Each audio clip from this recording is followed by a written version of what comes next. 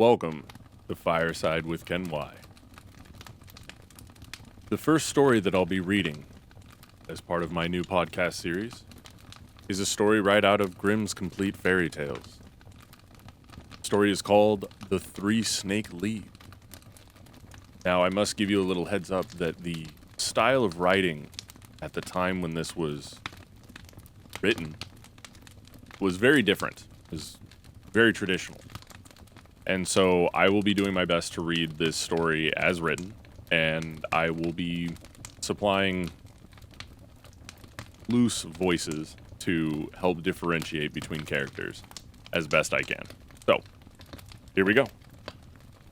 The Three Snake Leaves by the Brothers Grimm.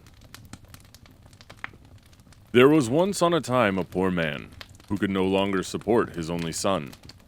Then said the son, "Dear father, things go so badly with us that I am a burden to you.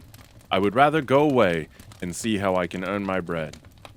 So the father gave him his blessing, and with great sorrow they parted. At this time the king of a mighty empire was at war, and the youth entered his service, and with him went out to fight. And when he came before the enemy, there was a battle, and great danger, and it rained shot until his comrades fell on all sides. And when the leader was also killed, those left were about to take flight, but the youth stepped forward, spoke boldly to them, and cried, "We will not let our fatherland be ruined!" Then the others followed him, and he pressed on and conquered the enemy. When the king heard that he owed the victory to him alone, he raised him above all others, gave him great treasures, and made him the first in the kingdom. The king had a daughter who was very beautiful, but she was also very strange. She had made a vow to take no one as her lord and husband who did not promise to let himself be buried alive with her if she died first. "If he loves me with all his heart," said she, "of what use will life be to him afterwards?" On her side she would do the same, and if he died first, would go down to the grave with him. This strange oath had up to this time frightened away all wooers, but the youth became so charmed with her beauty that he cared for nothing, but asked her father for her. "But do you know what you must promise?" said the king. "I must be buried with her," he replied, "if I outlive her. But my love is so great that I do not mind the danger." Then the king consented, and the wedding was solemnized with great splendor. They lived now for a happy while, and contented with each other, and then it befell that the young queen was attacked by a severe illness, and no physician could save her. And as she lay there dead, the young king remembered what he had been obliged to promise, and was horrified at having to lie down alive in the grave, but there was no escape. The king had placed sentries at all the gates, and it was not possible to avoid his fate. When the day came when the corpse was to be buried, he was taken down into the royal vault with it, and then the door was shut and bolted. Near the coffin stood a table on which were 4 candles, 4 loaves of bread, and 4 bottles of wine, and when this provision came to an end, he would have to die of hunger. And now he sat there full of pain and grief, ate every day only a little piece of bread, drank only a mouthful of wine, and nevertheless saw death daily drawing nearer. While he thus gazed before him, he saw a snake creep out of a corner of the vault and approach the dead body.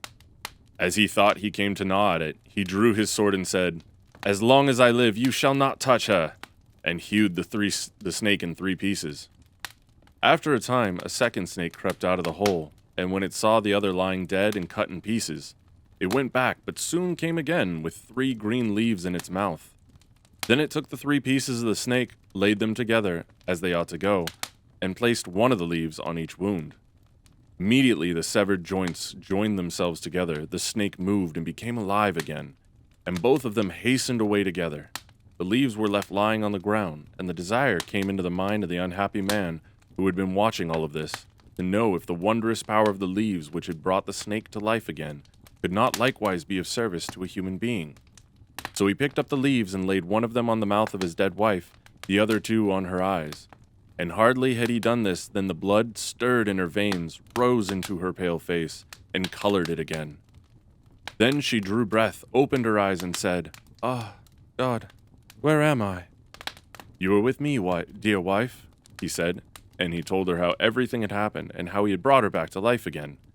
Then he gave her some wine and bread, and when she regained her strength, he raised her up, and they went to the door and knocked, and called so loudly that the sentries heard it and told the king. The king came down himself and opened the door, and there he found both strong and well, and rejoiced with them that now all sorrow was over. The young king, however, took the 3 snake leaves with him, gave them to a servant, and said, "Keep them for me carefully, and carry them constantly about you. Who knows in what trouble they may yet be of service to us?" Change had, however, taken place in his wife. After she had been restored to life, it seemed as if all love for her husband had gone out of her heart. After some time, when he wanted to make a voyage over the sea to visit his old father, and they had gone aboard a ship, he forgot the great love and fidelity which he had shown her, and which had been the means of rescuing her from death, and conceived a wicked inclination for the skipper. And once when the king lay there asleep, she called in the skipper and seized the sleeper by the head. The skipper took him by the feet, and thus they threw him down into the ocean. When the shameful deed was done, she said, "Now let us return home, and say that he died on the way. I will extol and praise you so to my father that he will marry me to you, and make you the heir to his crown." But the faithful servant, who had seen all they did unseen by them, unfastened a little boat from the ship, got into it, sailed after his master, and let the traders go on their way. He fished up the dead body, and by the help of the 3 snake leaves, which he carried about with him, and laid on the eyes and mouth, he fortunately brought the young king back to life. They both rowed with all their strength day and night, and their little boat flew so swiftly that they reached the old king before the others did. He was astonished when he saw them come alone, and asked what had happened to them.